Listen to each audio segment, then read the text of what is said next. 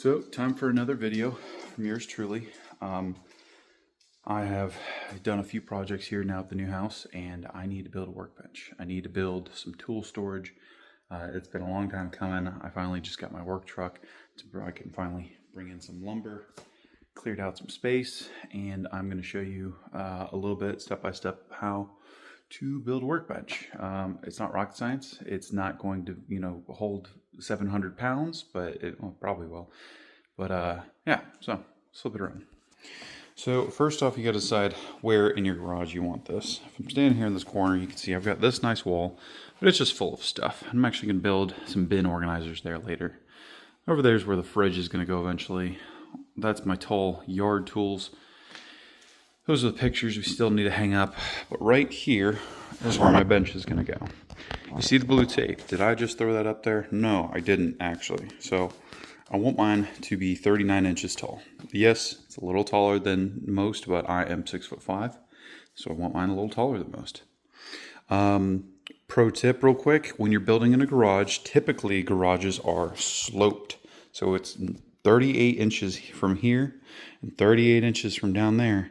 This would have a tilt to it. So what I did is I got an auto leveling laser, set it up right here, measured 38 inches right here, and then followed the tape along the laser line all the way down.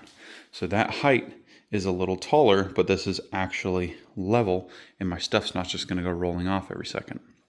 I purposely am designing this to be right here, just under the outlet, so I have outlet access on my workbench. I'm coming out, I believe, 24 inches deep. I'm going to have a second shelf underneath, and on the end, I'm going to have a tiered shelf going up. So the first thing you want to do is kind of brainstorm. Where are you going to put it? What's it going to look like? Once you kind of got that in your head, if it helps, draw it on a piece of paper. I got that sitting over here. Kind of got what I got going on there. Draw out your dimensions. Once you start getting the plan, start kind of making it make sense to yourself in your head. Figure out how much wood you need. So I got 11 2x4s and 2 pieces of 15/16 plywood untreated.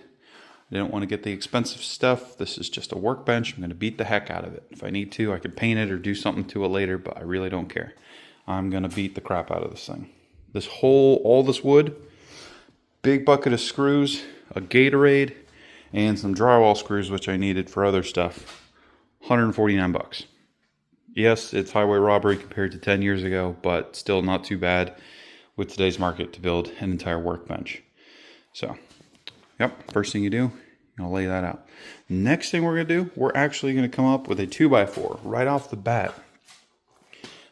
Put it right here on that piece of tape. Run it across. I'm going to zip it into the studs there. You see that? That's because we're in a garage. This is an untreated garage. So you can actually see where the studs are, where they screwed in the drywall into the studs. So we're just going to screw it in right there all the way down. Then we have our back. Then after that, we're going to design the front section. And we're going to do it on the ground. But first I got to go outside and prep all that. But anyway, just want to show you the first step. Okay, so see where we're at. I have built the base, or top, I should say. This is going to be the top part, and these are my legs. So using that height down to the actual concrete floor, that's 39 7/8. That's 39. This is my measurement because I want it from my height, but I'm just saying that's me keeping track of the slope. You can see it's a simple box design. It's not rocket science, so I'm not trying to make a bed or anything here. These are 8-foot boards. 8 foot's 96 inches. 96 divided by 4 is 24. So every 24 from 0, 24, 48, etc. That's all where you put your supports to make them evenly spread. Now I'm about to attach the legs on the front. I'm going to take another little video here in a second to show you how exactly I'm putting it up there by myself. Yeah.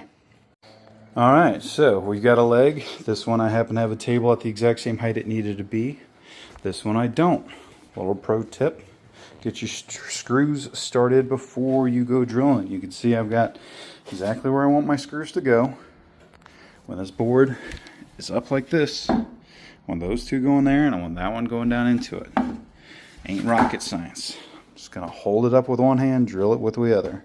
Get it nice and level, call it a day. Whenever I go to tilt this thing up and drill it into the wall, I'm not using back legs here. I'm gonna just anchor it into the wall here on those studs.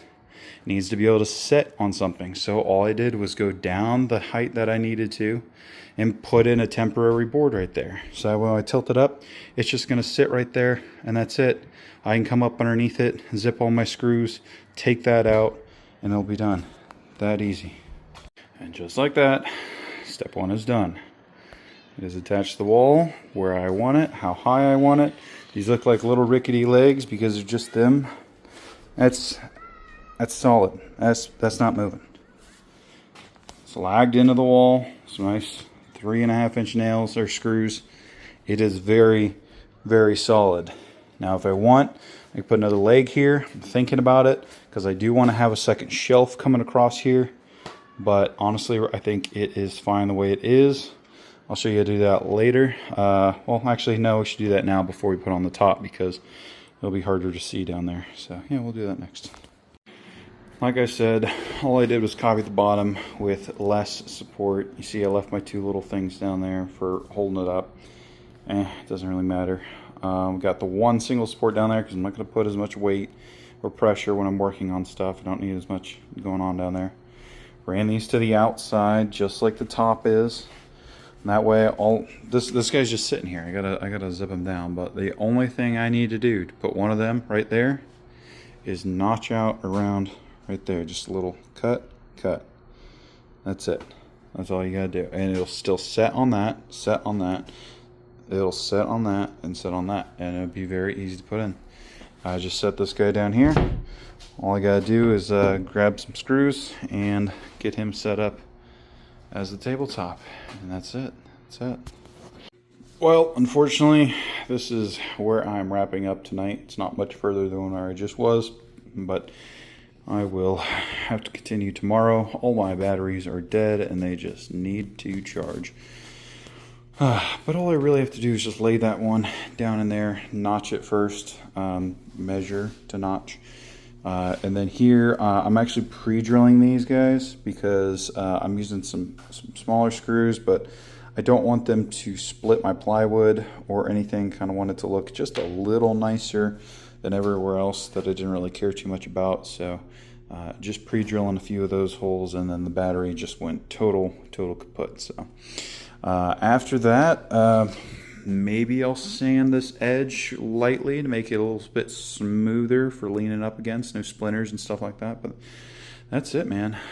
Long term, I think it's some pegboard right there. I've got some extra metal pegboard, and then I also did make sure to buy enough wood. I plan on running, like I said, about a 36-inch wide 4-tier shelf. So it's going to be one, another one at the same height, another one, and a top tier shelf right there. And ideally I'm going to look at having my tool chest be able to pull out right here because I've got a nice gear wrench tool chest right there. I'm thinking if I could turn that right here inside the shelf, grab it by the handle, pull it out, and open it up to grab out my tools out of that, that would be pretty dope. So that's my end game for that. That's going to be to the end of the tape. Then after that, I'm thinking I'm going to put my spray paints and stuff down over there. I've got a spray paint holder right there. I'm just going to mount that to the wall over there. So it's got my spray paints, my lacquers, and all that other stuff, and WD-40s and stuff. Yeah, that's the plan. All right, started throwing some tools on there before I realized I need to finish up the video.